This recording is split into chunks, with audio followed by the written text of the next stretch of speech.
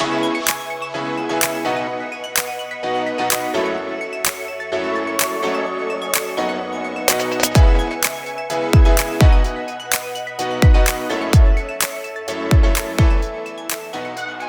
hello, everybody, and welcome once again to Rediscovering Your Passion and Purpose with Patty. And I am your host, Patty Stuhlin, and I am the Chief Pathfinder of Pathways with Patty. Well, I have to tell you up front and center that this particular guest that I have this week, I could see, we were just talking, we will probably have to add a part 2, a part 3, and a part 4, because I know that this guest and I could talk many, many hours or days, as he said. But this week's guest is Duncan Brown. He has done his fair share of overindulgence. Strictly speaking, he's drunk more than his fair share of wine and eaten more kebabs than he cares to remember. After 20 years of overdoing it, he cleaned up his act and trained with the world's most successful stop smoking service. But that wasn't enough. He studied at Cornell University, the Chartered Management Institute, and in a windowless room in Petersboro, all this led him to write a couple of books. Most recently, Real Men Quit, the armchair macho guide to beating booze and finding the life you want. He's interviewed scores of sober superstars and conducted research projects which involve watching TV. Duncan gets out of bed every morning because he wants to end the harm done by alcohol. He lives near Oxford with one wife, one daughter, and 2 bonsai trees, as well as Morris dancing. He also enjoys falling off his inline skates. And you're probably already wondering, Bhaskaran is pronounced Bhaskaran. You can handle Brown, right? I think I can, Duncan. Thank you so much for being here today. I am excited about our time together. How are you? All I'm going to say is strap yourself in. It's going to be a bumpy ride. I do not doubt that at all. You know, I know that it's going to be a bumpy ride in a very positive and wonderful sense, because just seeing your podcast that you have, it inspires me in so many ways. Not that I've gone down the alcoholic road or anything, but the way that you go about everything, which everybody is going to learn. I'm just excited to share you with my part of the United States and the rest of the globe. It's cool. I mean, don't like ruin the mystique about the podcast though, because yeah, we talk about. I interview people who've got sober, and we talk about the kind of things that have helped them to stay sober. And do you know what? They're generally the kind of things that help you lead a meaningful and fulfilling life. That's That we exactly talk a right. lot about passion and purpose and things like that. So, Hmm. yeah, don't let everyone know that I'm just talking generally about stuff Yeah. because it's supposed to be niched, or Yeah. niched, I think you might say, into the sober thing. I don't want people to know that I'm just giving out generally useful advice. No, That would and that is wrong. absolutely right, because everything that you talk about is life in general, and really it all comes down to kind of what we're going to be talking about today, your story of challenges and obstacles, and getting through those challenges and obstacles, and how you did that, and to shed a light on all of those things. No matter what the challenge and obstacle is, it's still about you taking one step forward every single day, no matter how difficult it was. So with that said, please share with us your story of where you've been and where you are now. I had one of those days, the bit too much wine, far too many cigarettes, and like it was going badly. They'd even put too much chili sauce on my kebab. And I'm kind of staring into the mirror at 4 a.m. and my life's falling apart around me. And I look at myself and I have this really profound realization. Absolutely nothing changes if you spend your life staring into the mirror at 4 a.m. If you want to change your life, you have to actually do something. You have to put one foot in front of the other. So I put one foot in front of the other, walked out the bathroom door and got started, you know? So I stopped drinking, I stopped smoking, I cleared up my diet, but you know, that wasn't really enough for me. So I trained with, you know, the world's most successful stop smoking clinic. I went very deeply into the cognitive realignment that they teach, but that wasn't enough. I became quite obsessed with the idea of not simply how people get sober, how people stop drinking and stop eating junk food, but you know, how they stay that way. Because honestly, stopping drinking, that is the easy bit. It's staying stopped. That's the real trick. So that's why I've spent so much time recently, you know, interviewing sober superstars and all of the research that we do. It's all around unlocking what are those kind of protective behaviors.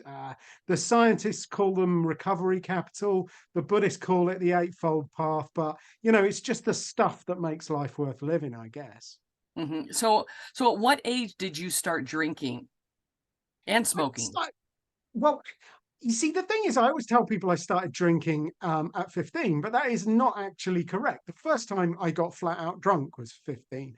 Actually, Okay. my parents, you know, they would give me a small amount of wine or sherry on a Sunday because they believed that they were teaching me to drink. Although I think they probably thought they were teaching me to drink responsibly.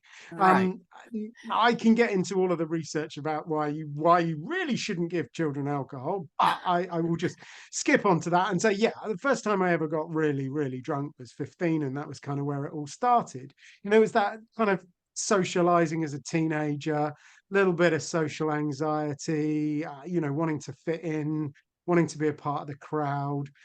So yeah, it started off all good fun and games, no problems, just having a laugh on the weekend with my Mhm. mates. But you know, as time went on, kind of 20 years, you know, it stretched out, and increasingly it was less about going out, less about other people, and more just about drinking, Mm. more about drinking on my own, and you know, disappearing further and further into the kind of the pit. So for you, was the, effects that alcohol had on you mentally and physically, is that what you found so enticing? Or was it one of those things that you were hurting in other areas of your life that you were kind of numbing out that part of it?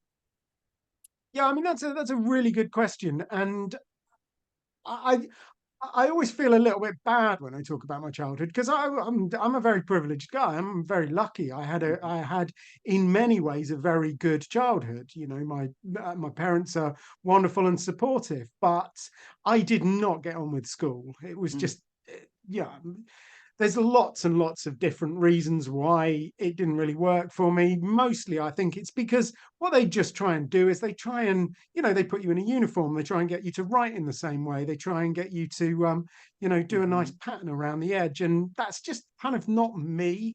I'm mhm, not conformist. I'm not particularly agreeable. If you tell me to do something, I'm almost certain to do the exact opposite. So the teachers and I, you know, we had a few disagreements, and that that made it kind of difficult for me because my parents had quite high expectations about me academically. My brother, you know, he did all of the stuff that yeah, everyone's supposed to do, and mhm, that kind of left me, you know, wondering what was I supposed to do? What was my purpose? Where did mm, I fit? I very mhm. much felt like a pig in the chicken coop kind of thing. Gotcha.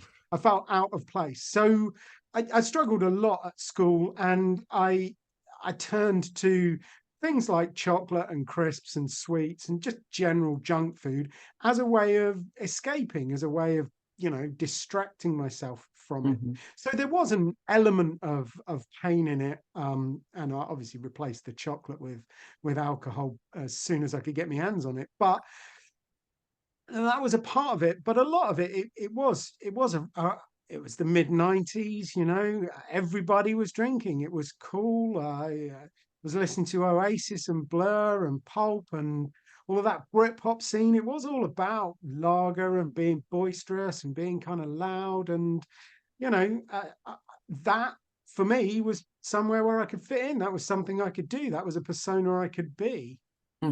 And through that persona, did you find it easier to interact with people or socialize, or were you with alcohol? Did you prefer to be by yourself? So yeah, I mean that's one of the paradoxes, I suppose, of alcohol is it makes you believe that you are interacting better with people, and there is there are some minor effects when you drink the first couple of drinks that you might say help with social interaction, and you might say the loss of inhibitions that comes with those second and third drink, you might say that helps with social interaction. But something that I have noticed since being sober is that actually once you are three or four drinks in, it only increases reaction with other people who are just as drunk as you are. If you are Oh. actually trying to talk to sober people, you make no sense. You just talk rubbish, and you do it loudly, and you do it in quite an obnoxious way. And, Mhm. I'm acutely aware now that what I thought was sociable was actually, the exact opposite. I mean, I was quite antisocial. And at the end of the day, I mean, if you drink enough that you fall asleep in the corner, you're obviously not actually being sociable, are you? So yeah, I mean, it started off. I was in various groups of people. Our world spun around alcohol. That was what everybody did. So it felt sociable. But as I grew up a bit, yeah, it definitely became something that I did more and more on my own. I mean, I still did it socially. Mhm. Was quite a high achiever, and I ended up in lots of places where socializing was a part of the job, and that was networking, all of that kind of Mhm. stuff. And if you'd have met me at one of those events, you'd have thought I was a very moderate drinker because I would only have one glass, and I would be very, very on top of things when I was in public, when I was talking to people. It was then when I'd go home and I'd drink the next couple of bottles. That was, and I got to the point where I thought that was what I preferred. It was just kind of easier. Now, many, many, many years ago, I heard someone say that their definition of being an alcoholic was when you cannot go a day without having an alcoholic beverage. What do you find as someone being an alcoholic? Yeah, so I always misquote Buddha on this subject. There are as many ways to be a drinker as there are paths up the mountain. And um, that's one thing that really strikes me about the people that I work with. There is no single pattern. There is no, Hmm. you are doing this, therefore you have a problem. I mean, Hmm. there are a couple of indications. If you're drinking almost as soon as you get out of bed, then you definitely do have a problem. But most of the people that I work with, they don't do that. They actually, when I say to them, because that's part of one of the diagnostic tests I do, I often say to them, so do you drink in the morning? And they go, oh no, you don't drink in the morning. And I never drank in the morning. In fact, I would rarely drink before about 8:30, 9 o'clock.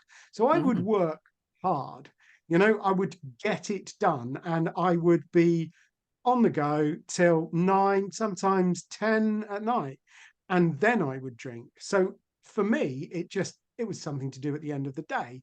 It wasn't even something that happened all of the time. Hmm. So I guess the short answer is that there are two main ways of drinking dangerously. You can either drink daily, and if you're drinking anything more than one, two glasses of anything, one or two units is a very interesting concept. But let's say if you're drinking two reasonably sized glasses of wine or 2 pints of beer, anything more than that a day, that's flat out problem drinking. There's no question about it. But the other way is almost more insidious. That's like drinking heavily on the weekend. And that can be, not even every weekend. That can be every other weekend. If you actually drink heavily enough and get intoxicated enough just once a fortnight, twice a fortnight, then you are definitely straying into the territory of severe, if not dangerous, drinking. Hmm. Okay, I've heard the term, oh, he or she was a functioning adult. I mean, alcoholic, functioning alcoholic. And the way that I kind of see that is somebody who's still able to get up, go to work all day, and do what they need to do and get through their day, and make it look normal. Is that the idea between when somebody says someone is a functioning alcoholic? Yeah, no, I mean, I would go as far as to say I was a high functioning alcoholic, Oh, okay. You I overachiever, had the you. platinum card and everything. And yeah, that's exactly it. On the outside, you appear to be very successful. You appear to have it all together, but it is a mirage. And often on the inside, very broken people. But there's something kind of, there's a little bit more than that. So most of the people that I work with are, very successful people. They're CEOs, they're, groundbreaking academics, engineers. I work with some people in the entertainment industry who are really, they're doing great work. Hmm. But the alcohol is getting in the way. It's reducing their performance. Hmm. It's hampering their concentration. It's murdering their energy levels. It, it's controlling them and directing their thinking in a way that they don't want to. It massively stifles creativity as well. And what I find is that when they stop, then they become functioning, high functioning, then Hmm. they start to really succeed. And it's like somebody's taken the brakes off. And Hmm. that's that's the problem. You're talking about people who have a lot of ability, have a lot of talent, therefore they can get away with handicapping themselves by Right. drinking quite a lot. And Right. and that's what I'd love to get across to people. Even relatively moderate drinking will hold you back. And if you find a way to either control it down to a lower risk level or you remove it from your life completely, then you will notice the difference. You will have more energy, you will have better focus, you'll be better able to concentrate, and you have more time as well. And then then we kind of see people really, really excel. Now, I know that alcohol is considered a vice, but so is overeating, so is gambling. Do you find overall that every single human being has some vice? Yeah, and I think that's a really important point to get across to people because we sort of I think in a lot of people's mind, there's this kind of like problem drinking, and then there's everybody else. And problem drinking it's different. It's not normal human behavior. And I think words like addiction are they're not helpful because they separate everything Mm, away. This is right. People, we put them over here. mm-hmm, They're addicts, and we're not like that. mm-hmm, Whereas actually, drinking heavily is in a lot of respects it is a normal human behavior. It's just taken way past its extreme. I mean, if right. you think about it, everybody wants to you know escape a little bit. Everybody wants to get away from the problems that they have in their life. you know why out like Shakespeare, that's all Mm-hmm, he did. He helped us to forget about what was going on with our lives for a few hours and get completely absorbed in something else. mm-hmm. And the same tendencies that you see in Shakespeare, you see in people drinking. It's just, I've never met anybody who reads 17 Shakespeare plays a night.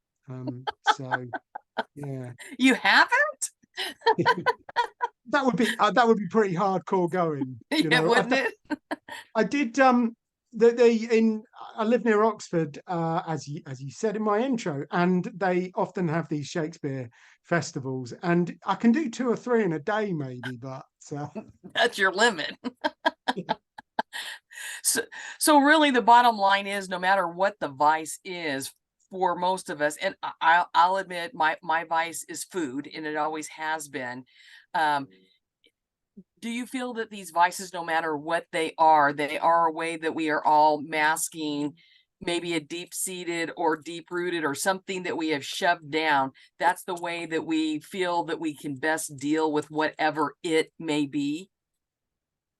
very often it is. And just before I really get into that, I think it's probably worth clarifying. I like the phrase overindulgence. And people then sort of think, oh, you're against cake, Duncan. And I'm not.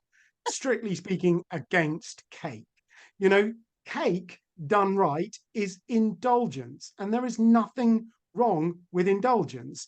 It's overindulgence that's the problem. There's nothing wrong with having a slice of cake on your birthday. There is something wrong with eating 5 cakes a week. You know, Yes. it's a matter of degrees. I mean, yeah, you can go all the way back to Aristotle. I mean, he talked about the finding the middle ground between temperance and overindulgence, and that's what life is. You don't want it to be ascetic and like you don't want to live in a cave, do you? Hmm. But then again, you don't want to be a complete and utter glutton. You've got to find the right path between the two. Hmm. So I am not as such against overindulgence. I just think you've kind of got to you've got to find the right balance. But in terms of like, are you using that behavior to run away from something? Now, the I've been conducting some research recently about the reasons why people started to drink, and we haven't properly coded all of the responses yet, but it's obvious from looking at the raw data, and it's kind of obvious from the being around the recovery world for long enough that there is a proportion of people and a significant proportion of people that drink because they are attempting to mask unprocessed childhood trauma. Hmm. Now, what you'll find with people like that is that sometimes they will stop drinking and they will just start doing something else destructive. Typically, they stop drinking, they start eating. That's actually quite common that people stop drinking in a problematic way, start eating in a problematic way because they haven't dealt with the underlying problem Issue. that they were Right. trying to deal with in the first place, and that is often around unprocessed childhood trauma. We found a lot of people talk about trauma that's happened to them in adulthood, deaths of family members, relationship breakdown, job business kind of problems, a lot of stuff around pregnancy as well.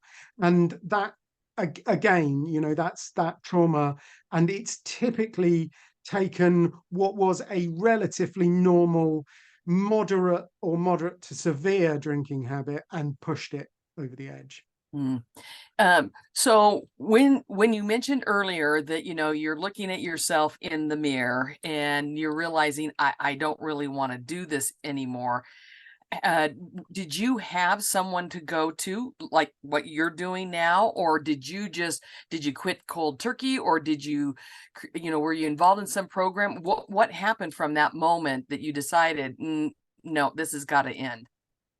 Yeah, so I mean, I'm enormously lucky for a number of reasons. And when you say, did I have somebody? I did. I was very lucky that I suppose probably about 4 years before I stopped drinking, I met this amazing woman. I mean, she was a bit weird and everything. She didn't drink, she didn't smoke, she ate chickpeas and did yoga. I mean, very, very strange. But for some reason, she hung around. She must have liked my jokes or something. Anyway, she kind of like I say, I'm lucky. She is a very enlightened lady, and she just sort of like gently pushed me in the right direction and pointed out that certain of my behaviors were probably not that useful or sustainable. And she kind of got me into the idea that maybe I wanted to, I should be sort of smartening up my act a little bit. So I started off by stopping smoking because that was the one that was most obviously affecting her. She was going to live in my flat and I was going to smoke in my flat. That was obviously not just something that I could say, oh well, it's me. Mhm. I've read my great liberal philosophers of the world. I know I can harm myself because I am over 18, but I was obviously harming somebody else. So that's when I got into the works of Alan Carr, the Easy Way stuff, and I read the Easy Way to Stop Smoking, and it was easy. It made a huge amount of sense to me. It kind of spoke to some of the things that I'd done in the past around um, learning things and study skills, and basically finding ways of managing your thinking. So that spoke to me hugely, and I stopped smoking. I found it easy. I really, really enjoyed it. So when it Mhm. came to stopping drinking, I pretty much knew what I was going to do because it it was so obvious in what Alan wrote that it was so universal that it could be applied to so many things. So it just made sense to kind of apply it to alcohol. So then I found drinking. I found it very easy to stop drinking. At this point, I think it is only fair to point out that I had, I was in a committed and loving relationship, which is an enormously supportive thing. I had Mhm. a lot of friends, a very supportive family. I had a job, I had a roof over my head, I had, a degree of self actualization, self worth, and all of the kind of things that actually make your life good. Those are the kind of things that make it much easier for you to stop drinking. So I was in a very lucky position, and many of the people who struggle with alcohol, they're not necessarily in that lucky position. So while they can use the sort of cognitive realignment techniques that Alan pioneered and have been developed a lot over the years, they can use those in the interim to stop drinking, but then there is usually some work to be done around other areas of their life. You need the stability of community, and you need the stability that you need in any kind of life: shelter and food Mhm. and safety and relationships and love and that kind of thing. So some I, people have to work a lot harder to build that. I mean, I was in a very lucky position, as I say.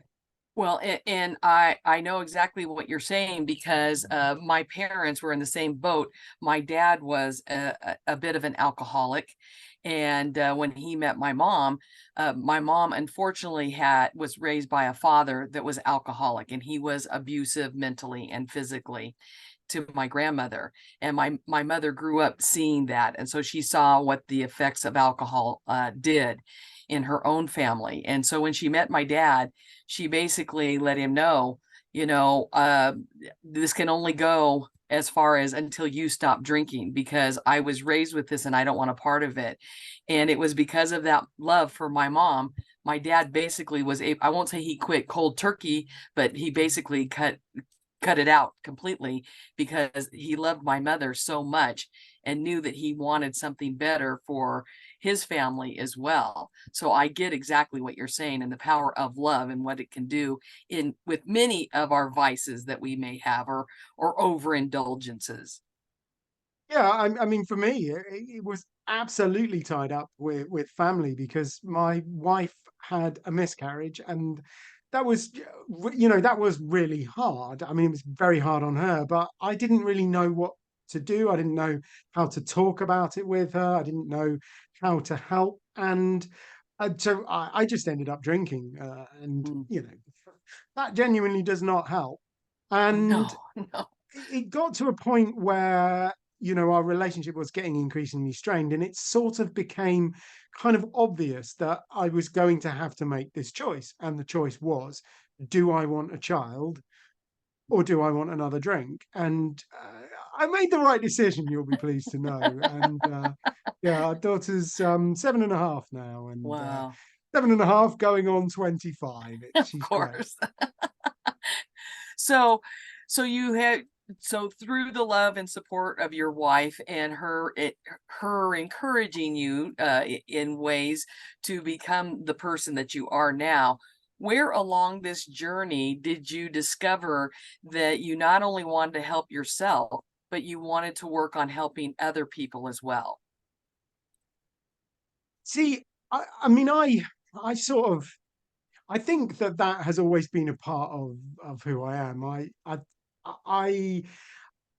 I didn't get on with school, as I mentioned earlier, but the thing I absolutely adored when I was a kid was the Scout Association. I got so much from it. Literally, all of the skills that I have learned that have been genuinely useful in my life, I started to learn in the Scout Association, and for me, it was somewhere where I could actually excel and I could achieve.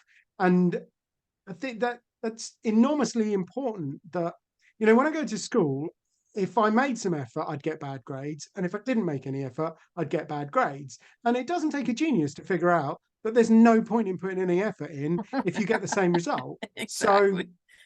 however, when I went to Scouts, they gave me this little book, and if I could run around getting the stuff ticked off, I got a badge. And it was just Right. like, Yeah, that's cool. it's awesome. And I mean, I still am involved in the Scout Association, and I'm very privileged to help people to understand, help the leaders to understand the amazing stuff they do for young people. And I don't like to tell the young people that they're learning stuff because they're just having fun. They're just out there interacting with their peers. They're doing stuff they love. I don't want to break the illusion that they're learning something. But for me, the thing that I really learned through the Scout Association was that helping other people, it helps you. you know, Hmm. yes, if you work with somebody to improve their life, it improves their life, but it improves your life as well. Yes. And that's why selfishly, why I've tried as much as I can through my life to serve other people, because it fundamentally makes me happy. So I think that is a core part of who I am, and stopping drinking simply allowed me to kind of springboard what I was doing, coupled with the fact that I have basically always been in communication and training and coaching and things like that. It just seemed to me a natural fit to pivot into the area of helping people to stop drinking. I mean, I was doing a lot of work with leaders in local government before I finally committed to getting into the sober coaching. And all I was really doing was helping them to achieve the kind of success that I'd achieved, helping them do it in their own way, not saying, do this, be like me, because Hmm. it's ridiculous, but helping them to unlock their own potential and achieve the kind of success that they want to achieve. And I sort of sat back and thought about it, and it's like, well, if I'm basically helping you to do stuff that I did in the past, the best thing I ever did in my life, apart from getting married and having a child, was getting sober. So why am I not helping people to get sober? Because that's the thing that's brought most joy into my life. I mean, I literally jump out of bed in the morning, because I'm full of energy. I'm totally focused on what I'm doing. I'm determined to change the world. And I just feel great about everything. And it's like, why would I not share that? I would be a terrible person if I kept that to myself, wouldn't I? You would be, and the world would be missing out on so much, Duncan. I'm telling you. But yes, you're absolutely right.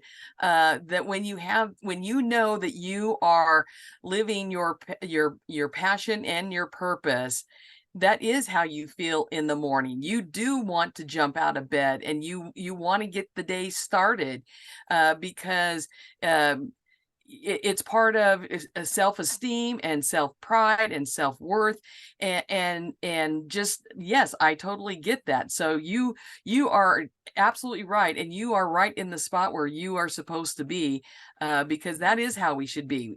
That's how I knew I was burning out on teaching, when it was like, uh set hitting the alarm 3 different times not to get up, and then, okay, what excuse can I come up with not to be at school today, or and it's like, I shouldn't be feeling that way. So yes, I mean, I agree with you 100%. And that's how I felt this morning, getting up on this thankful Thursday, when I knew I was going to get to talk with you today. It was like, yes, I'm going to be talking with Duncan today. How That's exciting is that? awesome. I need to start my day. Yeah. No, that is really good. And I don't want to bring things down, but who was it that invented the snooze button, by the way? I don't They want to be dealt know. with. I mean, they are like one of the biggest criminals in the world. They're up there with Hitler, Putin, just terrible people. Yeah. Man, Anyway, I don't know. I genuinely, I think about that quite a lot. It's like, what does that actually say about you if you just want to like sack it off and go back to bed? That's mhm, like that, it's your life. That's why mhm, you should be getting out of bed, because you should be living it. You should be enjoying it. mhm. Why are you just trying to make it go away? Well, I know that during the whole COVID um, time span, that's where a lot of people really, I think, had an awakening of whether or not they were truly living their passion and purpose. And I think many people found out this is not ultimately what I wanted to do or want to do. Did you find that during COVID, especially during COVID time, do you think that that overindulgence increased or leveled out, or what did you find in your field of what was happening during COVID? Yeah, I mean, it was the one industry that did not suffer Mm, one little bit from COVID was the alcohol industry. They sort of pretended, didn't they? They said, "Oh, look at mhm. us, we're making hand gel." No, you're not. You're making money selling misery. That's what you're doing. And they Yes. like gangbusters. They were selling the beer, you know. And Uh-huh. it's one of the things that it did not stop. Mhm. And the statistics are horrific. There's like over 1 million more people in the UK alone started drinking more than 50 units a week. And Really? I don't like to say, well, you know, you drink that much, you definitely fit in this category, because it is more complicated about than that. It's not simply Sure. about how much you Yeah. drink. It is a little bit about the way you drink and the way you feel about drinking. But if you're drinking 50 units a week, you have a problem. You know, Mhm. it's like, Mhm. yeah, you do need to do something about Right. Um, so now that we're getting back to normal, whatever normal is, do you find that there's more people that are realizing that they overindulged during that time period, and now they're wanting to get back on track to kind of where they were or used to be at one point? Oh yeah, absolutely. I mean, I still do a lot of work with smokers, and that's like every time it's like, oh, I started smoking again during COVID. Like, Hmm. yeah, well, how did that work out for you? Did it make the virus go away? I don't think so. No. Hmm. So yes, I think a lot of people, you know, they started doing stuff that they really didn't want to do during COVID, and now they're getting to the point where they're trying to roll it back. I Hmm. mean, there are a few people that actually took the opportunity that lockdown gave them, and there are a few people that actually got into pretty good shape during COVID. And I find it kind of interesting that if you sit down and ask people, say, why don't you look after yourself better? Why don't you cook? Why don't you exercise? I mean, we all know that we should cook more, we should move more. And Hmm. if you ask a lot of people why they don't do it, they'll say, oh, I don't have the time. I'm too busy. And it's like, well, you did though, didn't you? You know, that point where you were furloughed for 9 months and you did Hmm. literally nothing. What did you do? You ate biscuits and watched Netflix. Yes. Yeah, you had the time. So maybe there's something a little bit more to it than that. Hmm. Maybe, you know, you don't believe you are capable of living a healthy life. Mm. Wow. That would be quite the realization if that's really what we sat down and really thought about. Are we really doing what's best for us? And most of Yeah. us would have to be honest with ourselves and say, No." And honestly, those conversations aren't particularly difficult to have.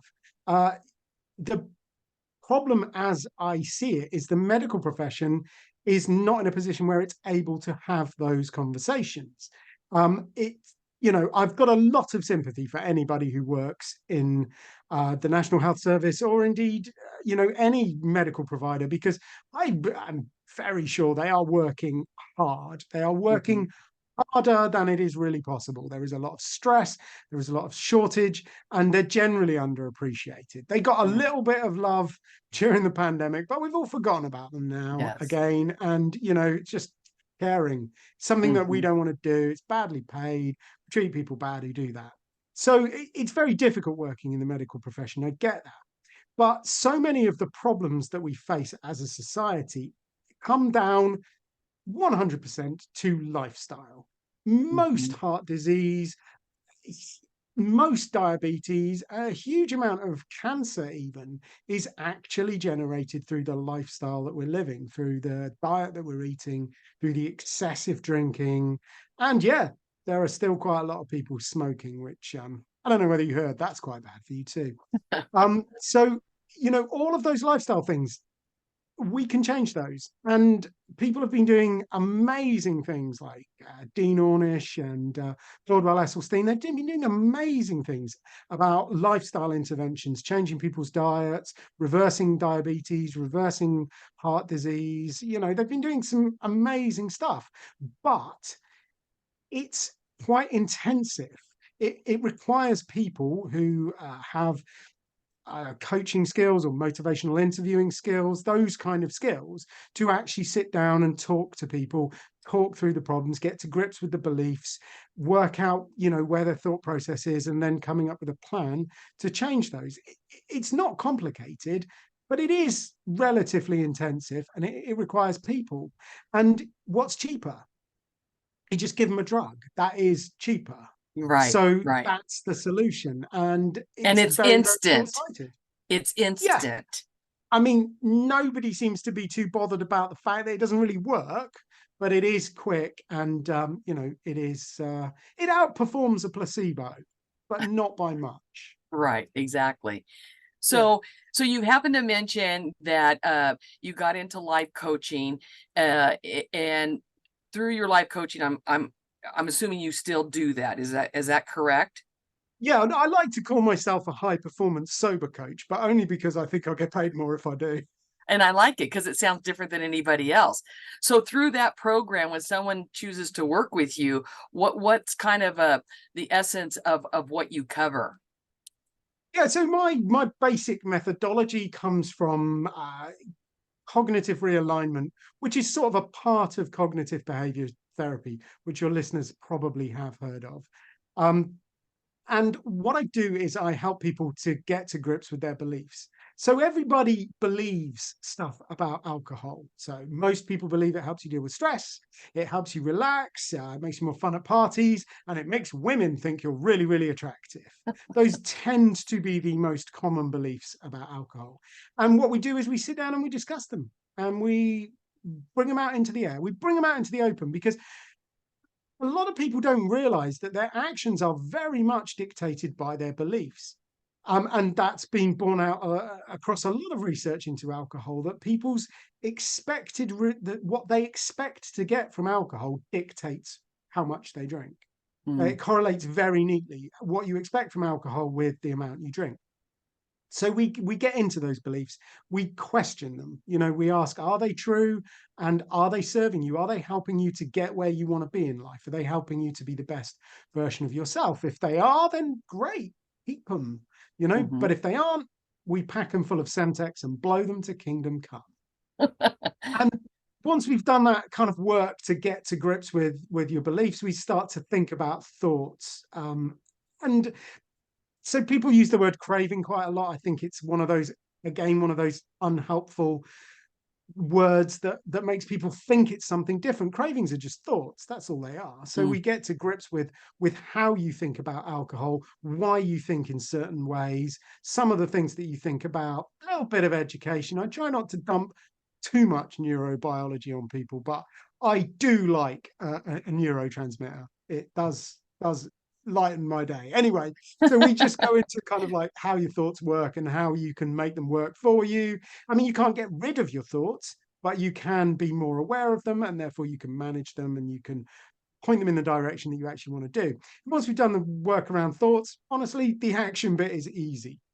mm. So you change your beliefs, you change your thoughts, and then the actions just naturally follow. And of course, that means not drinking is relatively straightforward. The problem that most people have is they try to do it the other way around. They just stop, and then they Mm, hope the thoughts and the beliefs catch up, and they rarely, rarely do. But I mean, that is just a snapshot of the very short term kind of stuff that I do. sure. What I like to work with people over a longer period. And the research supports it. And the one of the things that annoys me is nobody really in the sober communities ever talks about this. what happens when you stop drinking typically, and it's different for everybody, but typically you get a big boost when you stop because you're no longer poisoning yourself. You feel a Mm-hmm. lot better. Mm-hmm. Your sleep improves, you have more energy, your concentration, your focus sharpen, you generally just feel better about life. But inevitably, there is something in your life that you were ignoring whilst you were drinking, whether that's emotional or whether that's simply procedural, whether that's about your relationships or about your job or just the washing up. You Mm-hmm. were ignoring something. And as soon as you kind of your life gets back to normal and you get over the kind of like the positive, they call it the pink glow, which I think indicates what that there are an awful lot more women in the sober community than men. But once that initial kind of bonus sort of seems to fade a bit, you're presented with all of these problems and you've got to do something about it. And that tends to make people kind of have this dip between 3 and 9 months after they stop drinking. They have this dip. And that's the period where I think it's so important to support people through and to help them look at all of their life. Mm-hmm. Drinking, it's just a small thing. And if Mm-hmm. you don't deal with the rest of it, then they'll start gambling, they'll start doom scrolling Facebook, they'll start overworking, they'll go to the gym all the time, or they'll just eat Mm-hmm. junk food. They'll just basically transfer to a different behavior Right. and behave in the same way that they were drinking, but just around something else. So we're really super focused on that period of 3 to 9 months, because what you find is if you can get past that dip, then it goes up and it keeps going up. And the research is really, really clear on this. They've tracked people over decades, and the it flattens off. It doesn't like shoot up, but it keeps going up for 40 years. I was literally talking to somebody earlier who stopped drinking 40 years ago, still enjoys each day slightly more than the last. Mm-hmm. Well, I know I have a friend that she just posted, I think it was last week or the week before, that she was celebrating her 17th year of sobriety. And I know that when I have talked with her, she still attends AA meetings because she needs that constant reinforcement and support, just as a reminder that she is living a better life now than she was before. And so to know that, just because you hear somebody say, "Oh, well, I'm sober now," it is a lifelong journey. I'm learning from her. It isn't something that just goes away. If you really want to, there's going to always be, you're always going to need some kind of a support system. And I think that's with any overindulgence. To know that you've got those people there or that resource there, I think that is what has truly helped her more than anything. Yeah, and that's one of my favorite AA expressions is geological sober time. That's like when you've done enough. That's how they refer to it. And I think that's cute. But no, community is so incredibly important, and that's something that comes up time and again in the research that we do. The importance of finding a group of people who are like you, think like you, have similar Mm-hmm. values and ideals to you. And that's something that I've noticed. A lot of people expect that to be a group of people who are sober.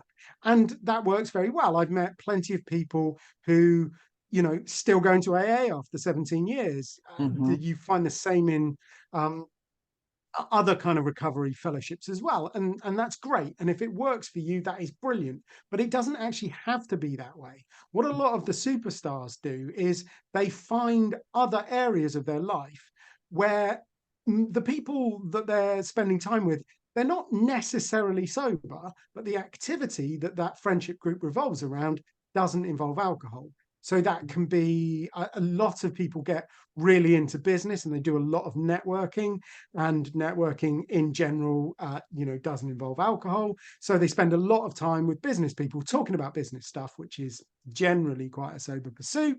You find people that get into sport. You have to be a bit careful with sport because some sports are very much related to alcohol, and Mm, most sport. Watching of yes. sport is always related to alcohol, I Yes. seem to find, but playing of sport, it can be a bit tricky. But in general, when you're playing it, you are sober. Yes. Or you find education is another one. A lot of people go madly into education, do all of the qualifications, study, indulge their passion for learning, which is great. But again, it puts you into that community, that group of people. Nobody turns up to adult educational classes drunk. Imagine that. Some of us want to probably, but we don't. So I know that you have your podcast. At what point did you decide, hey, I want to take this to another level, and I really want to be able to get this message out to more people on a different platform. So where did you come up with the idea of doing your podcast? So it was sort of an accident. I started to interview these sober superstars because I'm just genuinely obsessed with what is it that keeps you sober? What are the behaviors, the products, the mindset, the communities that these people are existing in, and how are they doing it? And it is my hope to synergize all of this and put it all together into one package. So I was interviewing somebody and we had an amazing conversation. And I've been scribbling my notes and, the load of really, really, really great stuff came out. And he just went, "It's a shame we didn't record that, wasn't it?" And I was like, "Oh, yeah, you're quite right. That was stupid. Why am I just sitting?" I was interviewing people on Zoom as well. Like this one, we happened to be in the coffee shop together. But, it was like, well, yeah, that was a great conversation. Why didn't I record that? So then I just moved all of my interviews onto Zoom, record them all now, and call it a podcast. So Mhm. it's kind of my homework, but people seem to enjoy listening to it. And it's called Flat Pack Sober because we always get into this is a question that I ask a lot of people that I work with. How do you build IKEA furniture? I'm assuming, Patty, that you know IKEA. You're familiar with their brand, I Yes, guess. very much so. I love IKEA. Okay, so you're supposed to be asking the questions, and I've totally hijacked the podcast now. No, no, go for it, dude. How do you build flat pack sober? How do you build flat pack furniture? Well, I'll tell you what, it really depends on the instructions that come with whatever it was that I bought, because sometimes A and B do connect correctly, and I'm able to put that bolt and nut together beautifully. And then other times for other instructions, I cannot figure out which is A, which is B, and oh gosh, I'm going to have to re-drill through the hole in C because this is not lining up correctly. So, but I still go and I get the Swedish meatballs, and I love to go through there and get decorating ideas. Not that I'm a decorator, but I love to get ideas. And they have some wonderful specials on stuff, and I end up buying things that I usually really don't need. It's just something that I want. But so that's my love-hate relationship with IKEA. Oh, that's I know that you like that yeah, that speaks to a lot of the stuff we talk about on the podcast. But I just want to return to the furniture. So you'd start with the instructions. Do you always like read the instructions properly and go through No, them I and don't. That's part of the problem because I'm thinking, hey, well, here's a picture on the box. I can just look at the picture and I can figure oh, this out. so you just get stuck in. You just like And then once I put get the to the box open, let's get started. that's what I yes, because I figure I can do this. I'm a woodworker. I know how these things work. And then when I said when A and B is not matching up for whatever reason, I guess I'm going to have to resort to the instructions now. So is it fair to say that that kind of summarizes your approach to learning things, maybe even to life, that you just get stuck in, figure it out whilst you're going along? It depends on the situation, but many times, yes, and that's where I learned some of my biggest lessons. Yeah. So that's what we call the dynamo. That's one of the, I call them sober styles, but they're really just learning styles, which you probably heard of. They're based on the work of David Kolb, but um, it's that way of approaching things by getting involved, getting stuck in, doing it. And the reason why I like to ask people like that when I'm working with them one-to-one or on the podcast is because I think people do approach stuff in different ways. And the problem with the internet is there's just a ton of information Mm-hmm. on there, and it's just very easy to get overwhelmed. And you do one of two things when you're overwhelmed. You either just give up, or you sort of stop actually processing stuff. You stop thinking about it and you start reacting in a very emotional way, and you just sort of pick the thing that seems to be easiest in the moment, which Mm-hmm. invariably ends up being alcohol or a slice of pizza or something like that. Mm-hmm. So what we try and do is we try and get to grips with the where all of the guests are coming from, so that when you're listening to it, you can say, well, yeah, I see why that works for you, but it's not going to work for me because I am not a dynamo. I am the brain. I like to sit down with a cup of tea. I read the instructions cover to cover with a highlighter twice before I start it. Oh my God. So you got to know who you are, and you've got to know who the Mm-hmm. guest is. And Yes. then sometimes you're thinking, wow, you're very much different to me, so I understand that you're different to me, and therefore I can take some of what you're saying because it's not naturally what I would do. And sometimes it's, well, you're different to me, I can just ignore you. Now, I've noticed by checking out your podcast during the month of October, you have a special term for it. Share with everybody what your term in the month of October is when it comes to being sober. Yeah, well, I mean, it gets called a lot of things. That you like go sober for October, October, Stoptober. I didn't invent any of them. I have to say, it's a lot of different charities do these kind of like months where you're ideally want to stop drinking. Dry January is the most common one. You can pretty much find one for every month if you try hard enough. There's Okay. sober spring, which lasts for 3 months. Dry July, that rhymes, doesn't it? Ah, The okay. really good December one, but I can't remember it. But Mm-hmm. it's one of those things that we sort of pick up on a little bit on the socials because it's some people focus on it, some people talk about it. Personally, I prefer September as that time to kind of reset and restart things. I think after the summer holidays, you're getting back. You know, Mm-hmm. I like to spend time with my family, which is another way of saying I'm just quite lazy and I don't like working during August. So I take a lot of time off during August.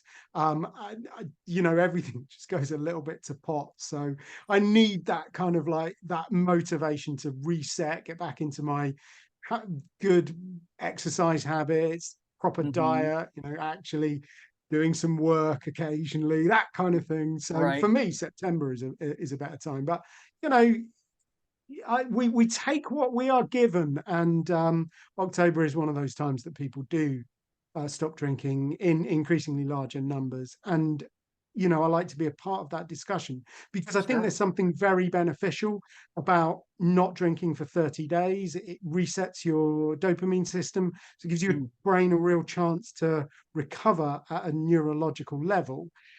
So it can be a great springboard for deeper change. If you just stop drinking, for 30 days and then don't do anything else, it's not going to work. Right. If you just do dry January and then you have damp February, you're going to have soaking wet March kind of thing. So you've got to see it as not Yes. simply those 30 days. Those 30 days are a great way of starting the change, whether that is to continue roll with the abstinence. I meet a lot of people that do that. They stop drinking for dry January and forgot to start again because they were Mm-hmm. just enjoying it. Right. But also I think there's a lot of good science about how that 30-day reset is great, but only if you've got a really solid plan about how you're going to drink in a sensible, moderate, low risk kind of way.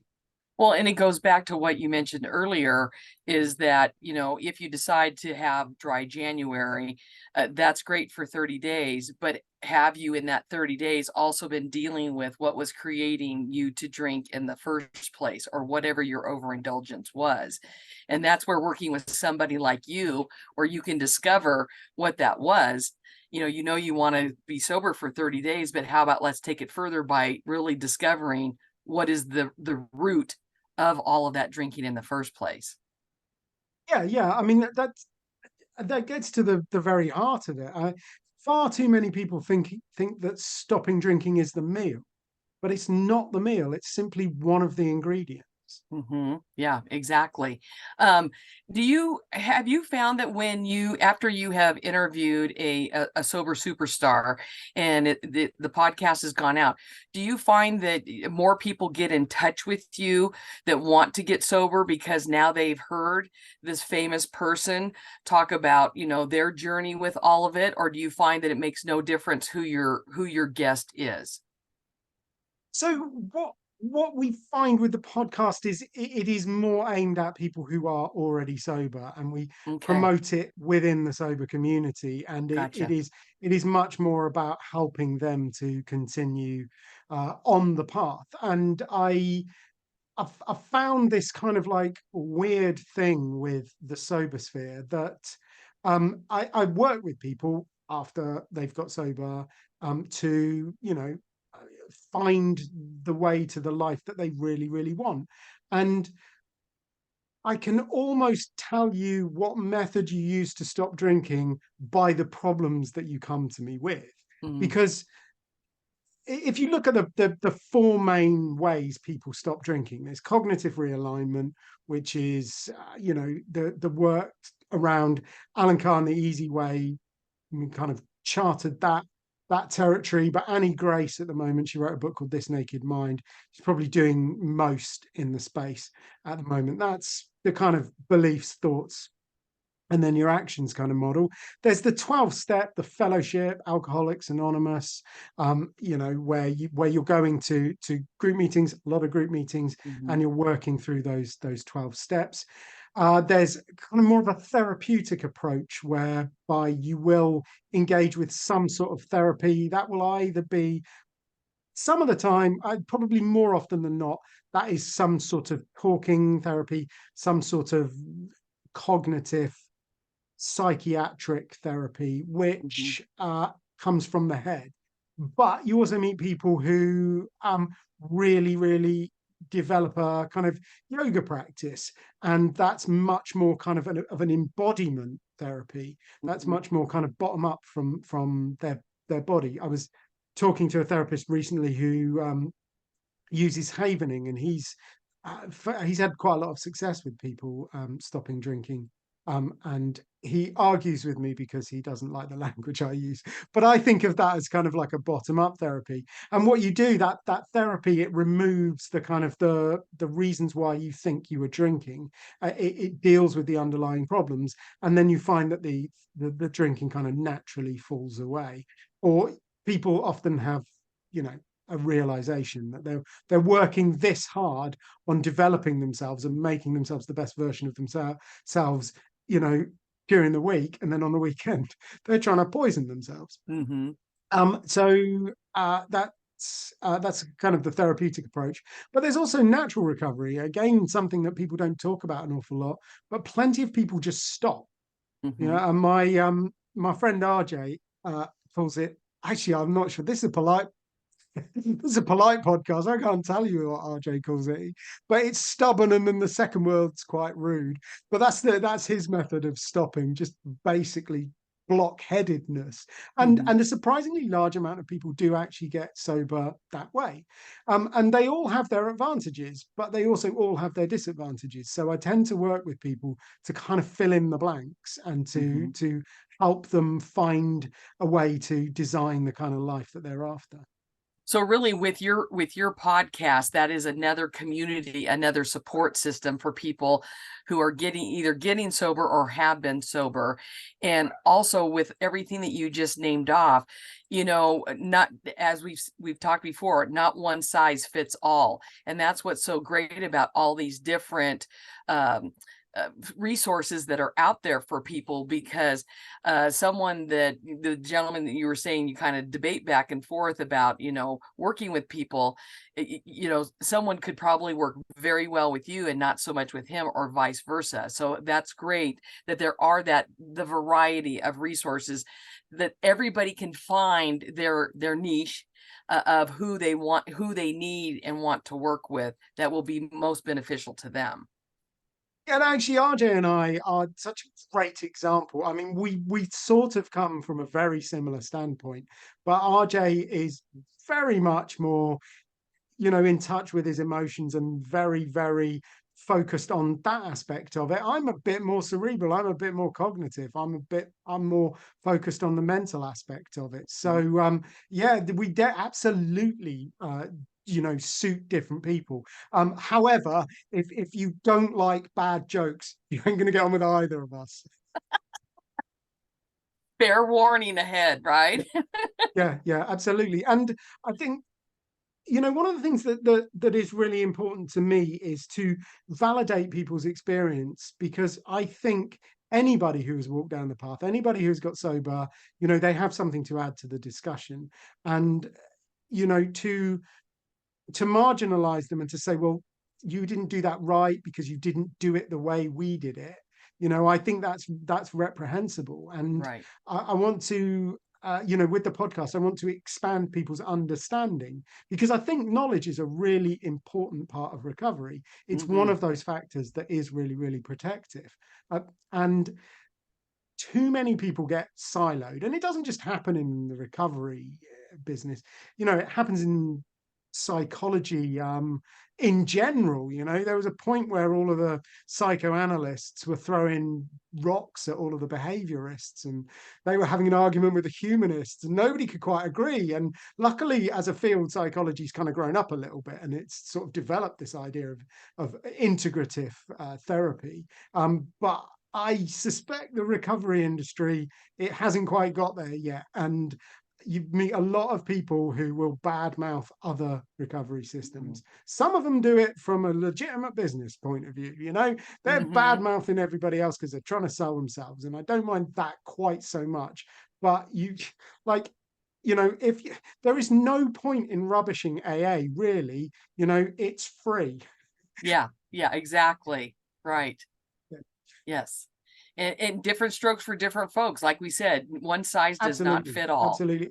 At the moment, I'm really into recovery Dharma, which is the Buddhist recovery Mm. movement. And there is this huge irony in it that, like, if you ever ask about AA, I will say that I've got a lot of time and respect for AA. It does some things very, very well, but there are objections that people give to AA. And one of them is that it is religious. It does involve giving yourself up to a higher power. Now, Hmm. many people in AA would argue with me about that and tell me that doesn't matter. But for me, it would have put me off. It definitely would have put me off. So I've spent years saying that, and now I go to these Buddhist. Buddhist recovery meetings, and it doesn't put me off. So who knows? We are funny individuals, us It's a humans. full circle moment for you, huh, Duncan? Like an entire wheel of Dharma, I suppose. Yeah, Hey, what would you say is the best piece of advice that anyone has ever given you? the best piece of advice. Um,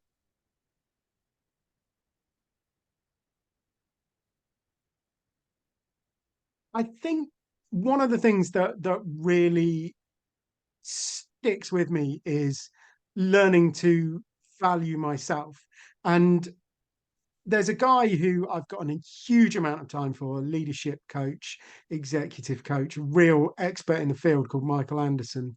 And he has on more than one occasion told me off for not valuing myself and not standing in the praise that I get, and like minimizing stuff and saying, oh, it's just anybody would have done that in my situation. It's nothing Hmm. much. So I think that's that's been a really big change recently, that I've got a lot better at accepting people's thanks and gratitude and positive wishes for what it is, and Right.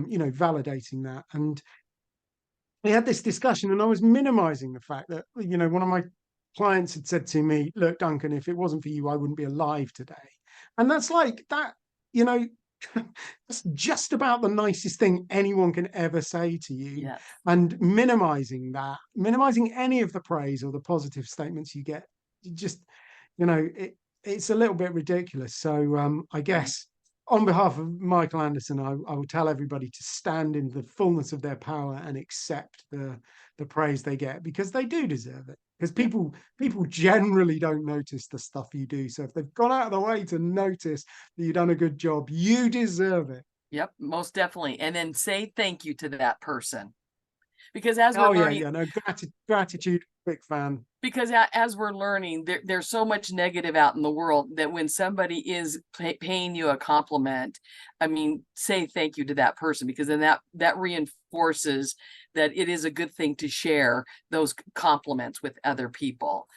So, what would you say that right now, at this point in your life, are you passionate about personally and professionally?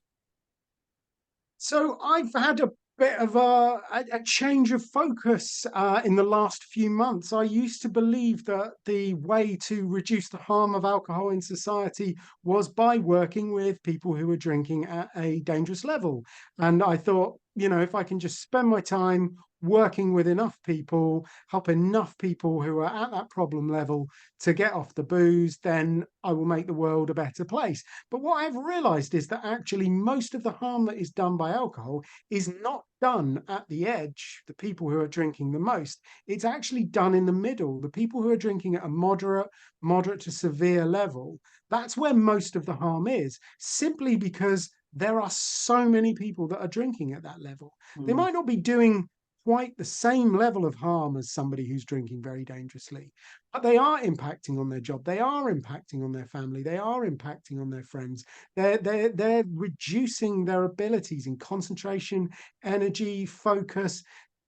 They're turning down the volume on their joy, and mm, that is a tragedy. So what I'm trying to do more at the moment is find ways of working with other people so that we can get to those people who are drinking at moderate to severe levels, to help them deliver brief interventions, to use well accepted, scientifically validated diagnostic tools to make a difference to those people, to help them find a way to either moderate their drinking to get down to that low risk category, or to stop drinking completely if that's the right thing for them to do. So the the mission has got a bit bigger. very good. So, what would you say right now is your purpose, personally and professionally?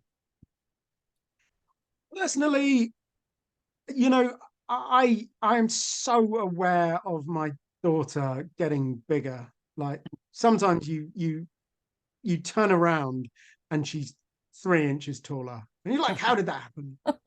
And uh, that's the funny thing about having kids, right? Yeah. People say to you, "How old's your daughter?" And I go, "Oh, 7.5," and they all say, "That's a nice age."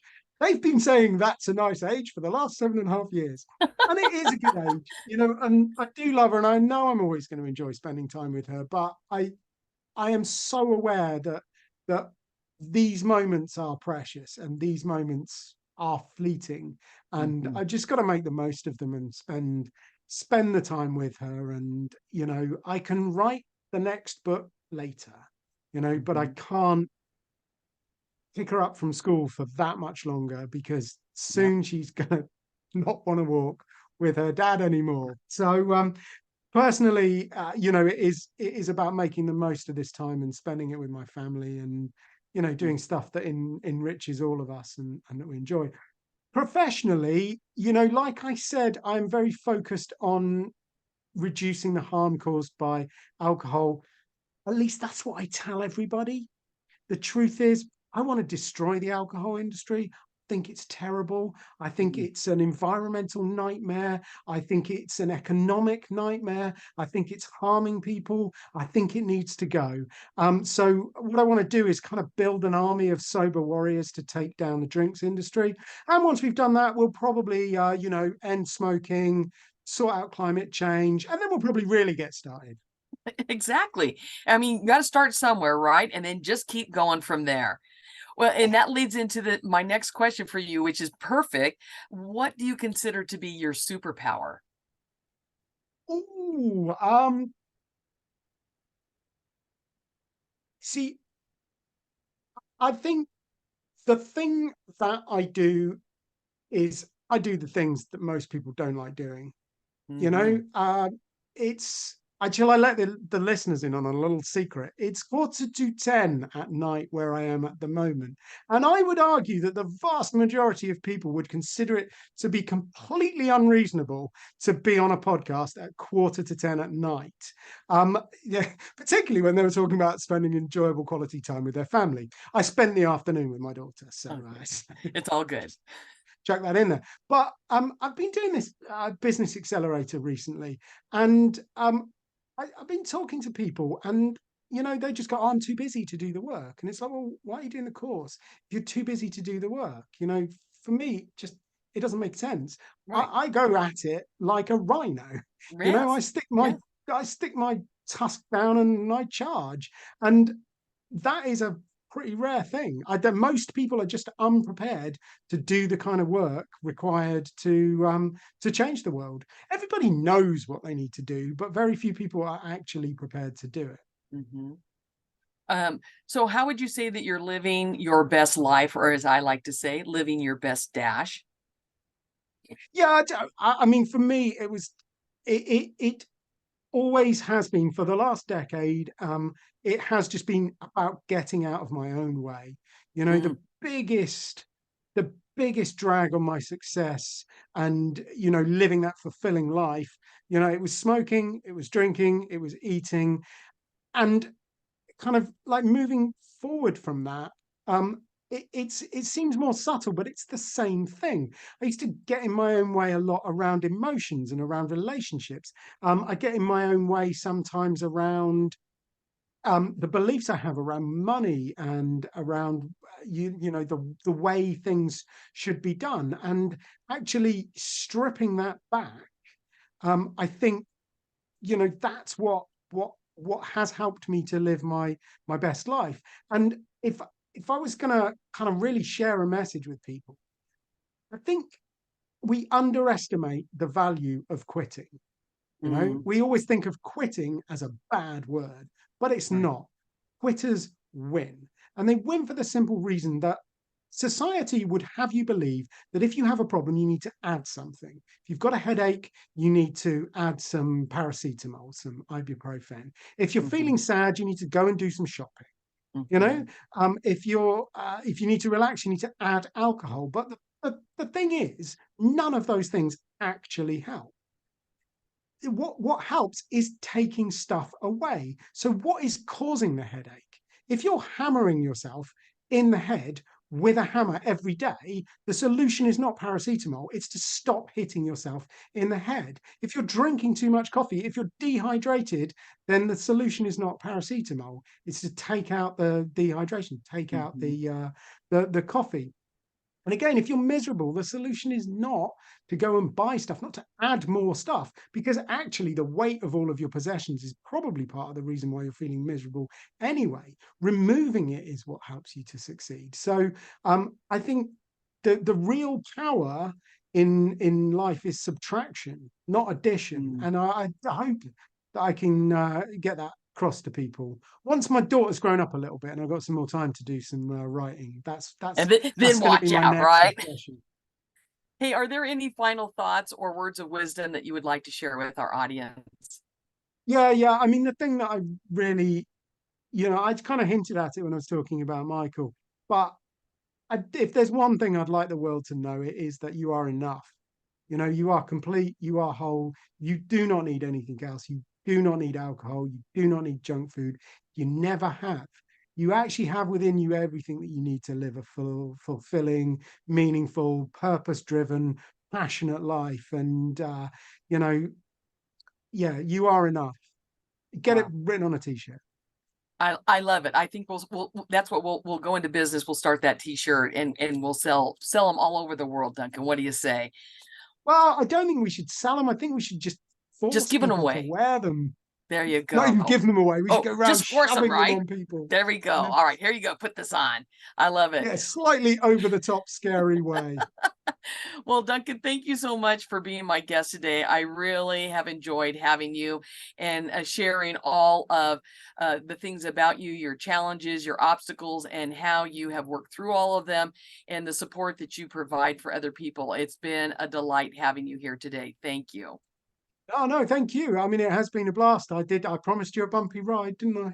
You did, and you did not disappoint at all. Hey, and speaking of which, I know that there's going to be several people here that are saying, I want to get in touch with this guy. So, how can people get in touch with you?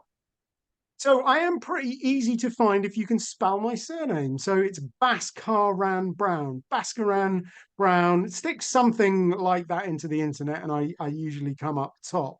So bhaskaranbrown.com is my website. There's a ton of resources on there.